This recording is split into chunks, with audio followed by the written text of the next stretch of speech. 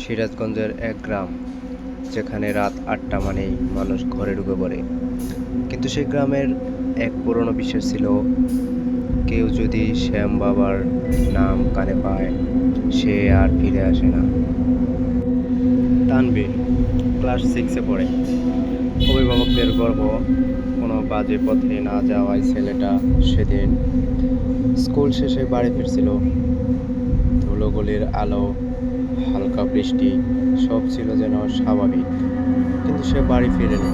সন্ধ্যার পর মা বাবা খুঁজতে বের হয়, পুলিশে খবর যায়। 3 দিন কেটে যায়। চতুর্থ দিন ভোরে এক কৃষক তার জমির ধারে ছেলেটাকে দেখতে পায়।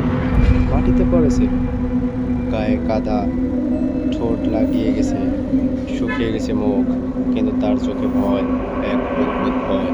তার ঠোঁট নড়ছিল, শুধু একটা কথা, শ্যাম বাবা এসেছিল, ডাক দিয়েছিল, আমি যেতে চেয়েছিলাম না, কিন্তু এই পর্যন্ত বলার পরে আশেপাশের লোকজন সব ভয় পেয়ে যায়। তাকে নিয়ে যাওয়া হয় হসপিটালে। শরীর ঠিক হলেও মন আর আগের মতো হয়নি। গ্রামের বয়স্ক লোকেরা বলে, শ্যাম বাবা এক সময় সাধু ছিলেন, যিনি মানুষের ভবিষ্যৎ বলতে পারতেন। কিন্তু এক রাতে গ্রামের কিছু যুবক তাকে মেরে ফেলে। তার আত্মা নাকি এখনো থেকেই ছায়ার মতো ঘুরে সেই গ্রামে। প্রতি 5 বছর পর পর সে কাউকে ডাকে। সে চায় একজন বিশ্বাসী আত্মা, যে তার সাথে থাকবে। তানভীর কি সেই ডাকে সাড়া দিয়েছিল? তার বন্ধুরা বলে, আগের দিন তানভীর বলেছিল, ঘুমের মধ্যে কেউ তাকে নাম ধরে ডাকে, খুব কাছ থেকে।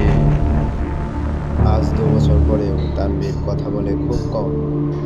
তার মা বলে, মাঝে মাঝে সে জানালার দিকে তাকিয়ে বলে, শ্যাম বাবা আবার আসবে, এবার হয়তো আমাকে কোলে করে নিয়ে যাবে। তাকে কোনো ওঝা, বড় ডাক্তার কেউই পুরোপুরি সারাতে পারেনি। আর গ্রামের লোকেরা রাত 8টার পর এখন তার কেউ জানালার বাইরে তাকায় না, আর কেউ নাম ধরে কাউকে ডাকে না। কারণ কে কাকে ডাকে সেটা জানা যায় না, কিন্তু সে চলে যায় সবাইকে দেখে।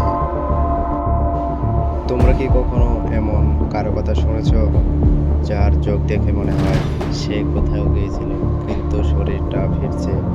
কমেন্টে লিখে জানাও, কারণ শ্যাম বাবা হয়তো শুধু এক গ্রামে নয়, হয়তো তোমরাও শুনে ফেলেছো সেই ডাক। আর এরকম গল্প শুনতে চ্যানেলটি এখনই সাবস্ক্রাইব করে পাশে থাকা বেল আইকনটি বাজিয়ে দাও।